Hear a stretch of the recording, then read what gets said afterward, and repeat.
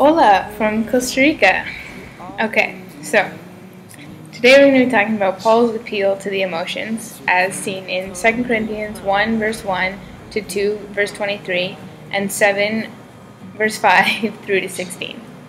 So, ancient rhetorical theorists from Plato to Hermogenes emphasized the importance of pathetic proofs or appeals to the emotions, as we've all heard before, in the creation of persuasive discourse. So, pathetic derives from pathos or emotions. So, when I say pathetic, I don't mean like pitiful, but Anyway, therefore, in assessing the construction of a text, one must always ask whether the functions of the genre are fulfilled, whether a segment of text achieves the effects appropriate to a text of that type. So the texts of 2 Corinthians 1 through to 2:13 and 7:5 through to 16 are similar in that they are conciliatory, the style in which we conciliate someone who has been caused grief by us for some reason. Paul recollects emotions that predominated at moments in the past and looks forward to emotions that he hopes will prevail in the future. How, then, is one to determine whether an emotion that Paul seeks to elicit belongs to the pathetic proofs or plays a subsidiary role in his argument? The emotions that belong to the pathetic proofs are 1. Those Paul seeks to arouse in his readers, and 2. Those to which sustained appeal is made.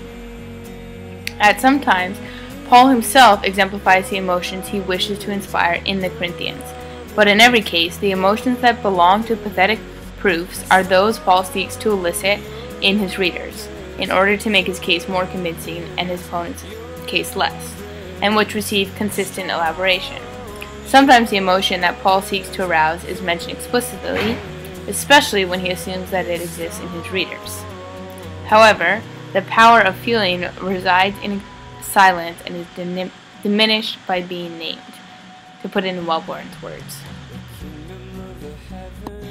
What emotion do you feel when you look at that? Sadness? Pain? Empathy? Well, there's no doubt that you feel pity for this man. I mean, you feel bad for him. I feel bad for him. Obviously, neither of us would want to be him. The first emotion that Welborn points out that Paul tries to evoke is pity, and he does so by highlighting his own suffering. Paul evokes this pity in 3 separate ways. He recounts a specific life-threatening experience or affliction, as we'll see in 2 Corinthians 1, verses 8 to 11. He represents himself as one who has suffered undeserved treatment at the hands of his opponents, and one who has endured anxiety at separation from his friends. It is a measure of how much is still at stake for Paul in 2 Corinthians that he should appeal repeatedly to such a powerful emotion. Pity is powerful. It causes us to do great things, and Paul's playing to that emotion. We all have tried to gain pity from others. There's a certain way to do so that says something about what you think about yourself and what you think about the person or people you're trying to gain sympathy from. You almost have to convince them. Evidently, Paul regards the Corinthians as no longer antagonistic but not quite supportive, no longer skeptical but not yet confident, which is why he has to deploy this specific emotion in this case. So I hope that you appreciate that every time you see me I look a little bit different. I'm filming this over the duration of my vacation, and so you get to see me in all these different times. It's kind of inclusive, it's like you're here with me, but yeah, so you're welcome. Anyway, so Paul is asserting that the experience of suffering with Christ is one that the Corinthians can share or can expect to share, as we'll see in chapter 1, verse 6 and 7. And Paul thus brings the suffering near to the Corinthians. Paul insists that the affliction is on behalf of the Corinthians, so what he's experiencing is for them, essentially, for the sake of their consolation and salvation. Paul thus reveals an altruistic dimension to his suffering. He presents himself as the mediator of divine consolation. The style in which Paul speaks of his affliction contributes to the feeling of gravity, the repetition of a number of words, what we would refer to as rhetoric. Taken as a whole, the passage portrays the care, anxiety, stress, privation, and above all, pain and torment, such as would have resulted from imprisonment, so what Paul was experiencing. As brothers of Paul, the readers must naturally take a warm interest in the difficulties that he has experienced. So he's being very strategic in the way that he's telling his story and recounting these things in order to, again, evoke pity from the Corinthians. Paul's silence about what actually happened leaves the sympathetic reader to suppose the worst: imprisonment with its attendant evils, interrogation, mistreatment, and torture. By contrast, Paul provides an expressive account of the psychological effects of the experience. The affliction was overwhelming and unbearable. He was so utterly at a loss that he despised of life itself, as we see in 1 verse 8. Furthermore, Paul affirms that the experience was an unbearable affliction, had the purpose that he might trust entirely in God and not in himself. This affirmation not only attests Paul's religious character, but also serves to make clear his helplessness and weakness, and thus makes him appear more pitiable.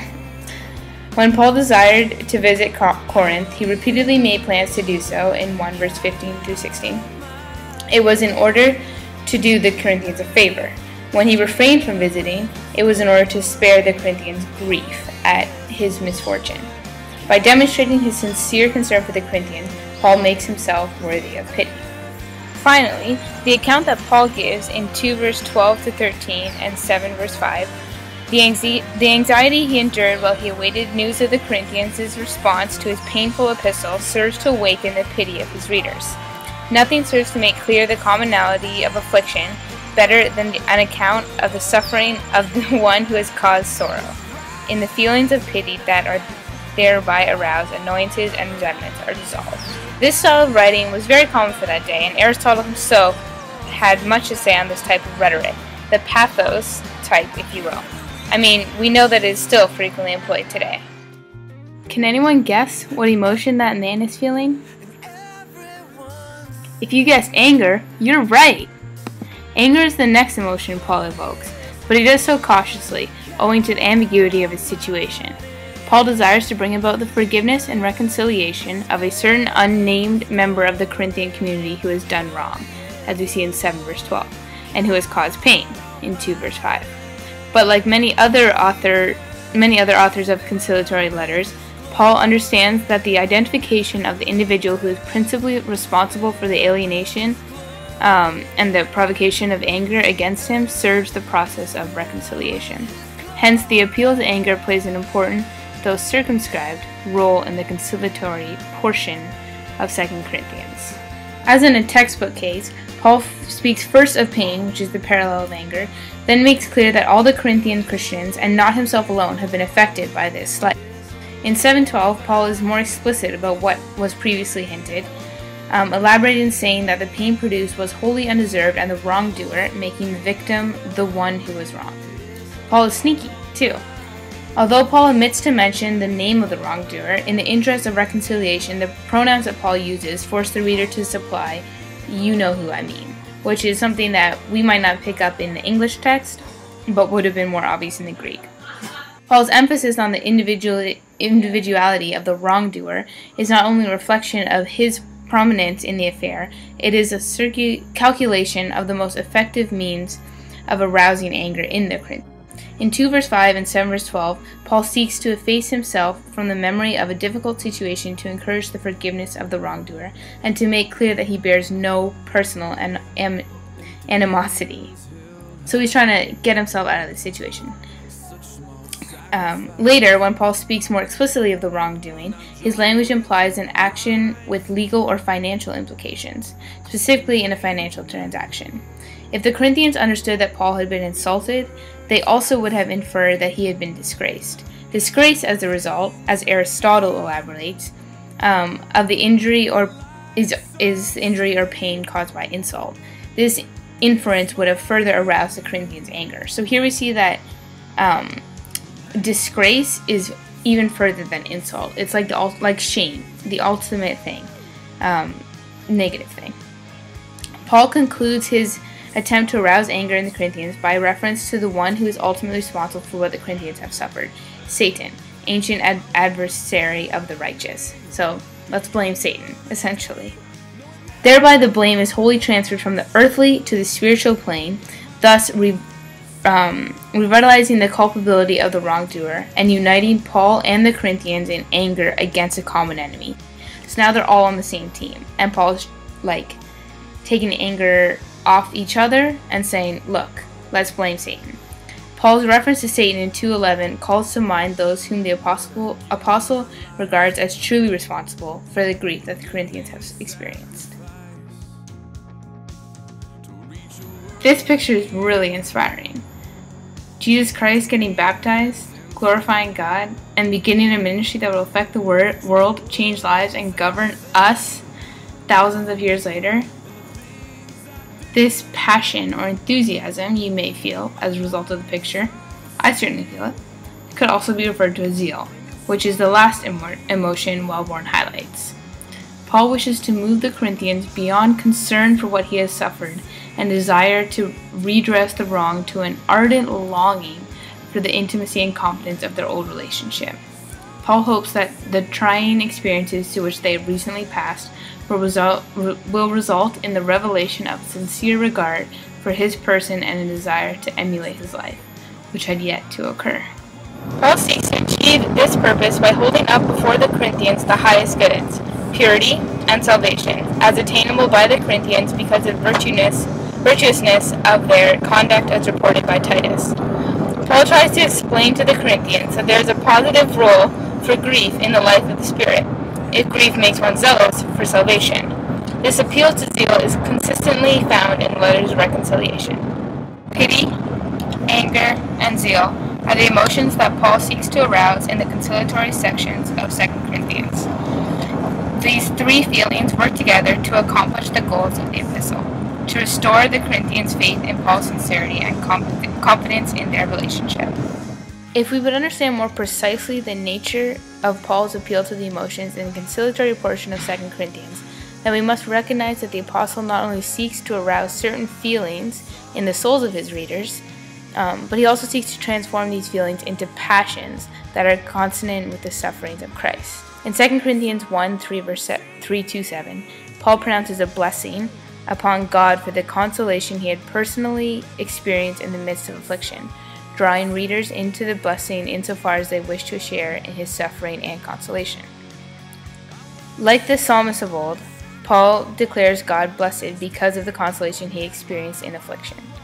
He then explains it further by describing the transformation of despair into hope, as we see in 1 verses 8-11. Paul goes on in subsequent sections of the letter to expand on the transformation of sorrow into love and fear into joy.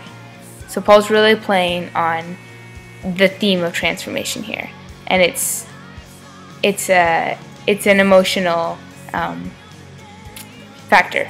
So he's using that. So we're left with the question: what is the point of this richly detailed account of changes in Paul's emotional states throughout the course of the epistle? It is obvious that something more profound than a rhetorical device is involved. First, because it is not the effects which Paul wishes to produce in his hearers, pity, anger, and zeal, that he exemplifies, but his own emotions of despair, sorrow, and fear. And second, because he does not merely express certain feelings to give his words the appearance of sincerity, but dramatizes the process of transformation of these emotions into others which are more genuinely Christian: hope, love, and joy. So that's the kicker. He's not just leaving it. He's not just provoking these feelings and then walking away. He's doing it with a purpose, which is transformation. By emphasizing his personal emotional transformation, Paul leads the Corinthians to reconsider their own emotional response. The nature of the Corinthians' response is a persistent and distressing symptom of the failure of mutual understanding, which is the eschatological goal of the Christian community, as we see in 1 verses 13-14. Thus, Paul seeks to transform the Corinthians' pity into hope, anger into love, and zeal into confidence. Paul reaches beyond all too human emotions to Christ-like passions, in the conviction that it is God who establishes us with you in Christ, as we see in 1 verse 21. Therefore, 2 Corinthians It is an attempt at self-scrutiny which aims at nothing less than the discovery of authentic emotions, as evoked by Paul and his valued audience. Well, it's question time, but I want to show you this first. This is my grandparents' backyard. So, this is where I'm sitting. It's pretty awesome. Anyway, so questions. My first one, how has Paul's writing style provoked certain emotions in your past? I know you're going to direct it at me first, Professor Yafeh-Deigh, so let me answer. I think that this, I mean, it's Paul's a very emotional writer. He's an emotional guy. And I think of all the letters I've read of Paul, particularly the Romans comes to mind. It really evokes emotions in you. It's really inspirational a lot of the time. He uses a lot of questions, which is rhetorical, and it makes you think. Often after I read his letters, I feel very convicted about the way I'm living. So I mean, this didn't come as a surprise to me when I was reading about how Paul uses emotions to appeal to his audiences and stuff. That makes sense because I've experienced that personally. And then the second question is, do you think less of Paul knowing that he specifically wrote to appeal to emotions rather than just writing straight? And I absolutely don't. I think that Paul was very smart. I mean, he was resourceful.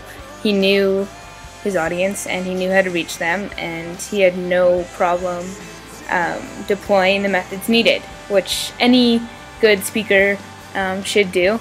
And I don't think anything was any less true because he used emotional appeal and stuff like that.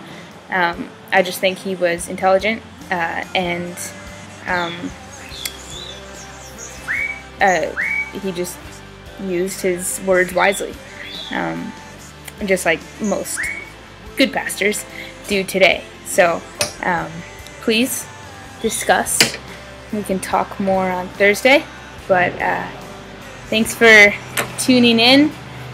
See you guys in a couple days. God bless you.